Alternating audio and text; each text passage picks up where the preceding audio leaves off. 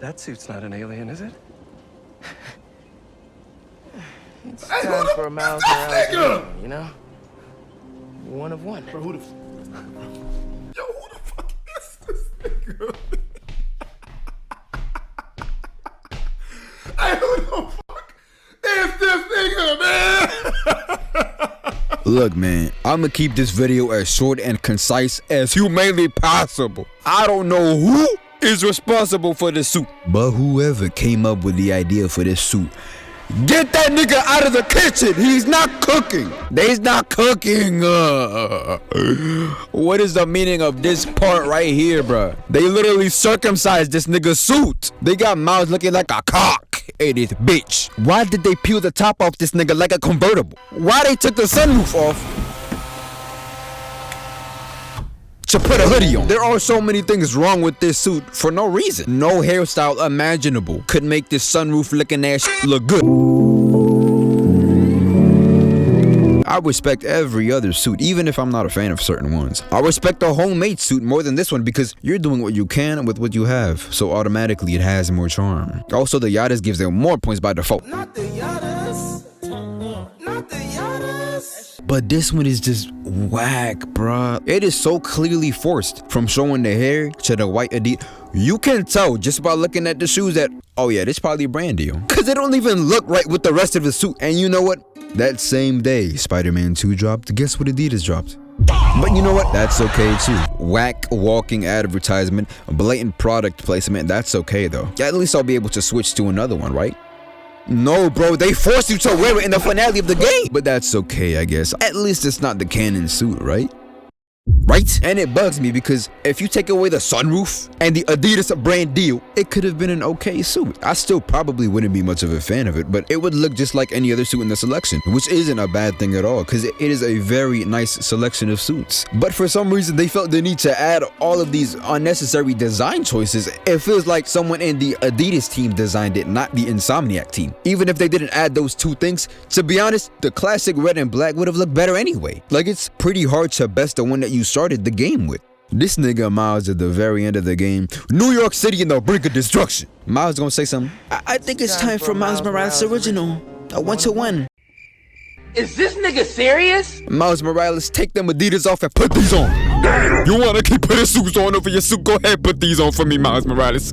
Put them on, nigga. It was not time for a Miles Morales original. You already had multiple, and they were all fire. Insomniac has announced that going forward with Marvel's Spider-Man, Miles Morales will take over the role of New York's only Spider-Man.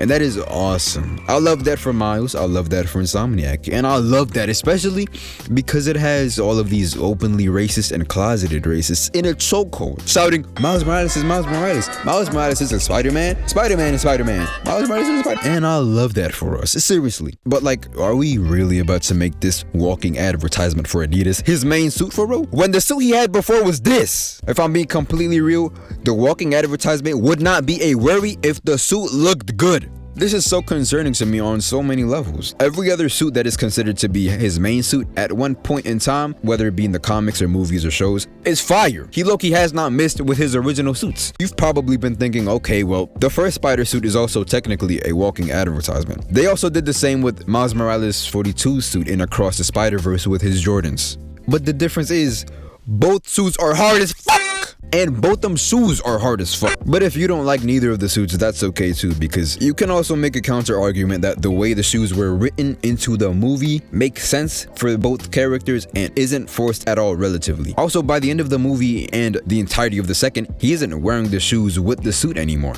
In the Insomniac universe, he goes from the sportswear suit to the Great Responsibility suit to Miles Morales DLC suit to the start of Spider-Man 2 to this. I hope you see what the problem is here. Like, this is just random. From the way it was written into the story to the whole design of the suit. Again, you take the shoes away and the reverse wave cap away, it could probably be a good suit, but even then it's still not that necessary.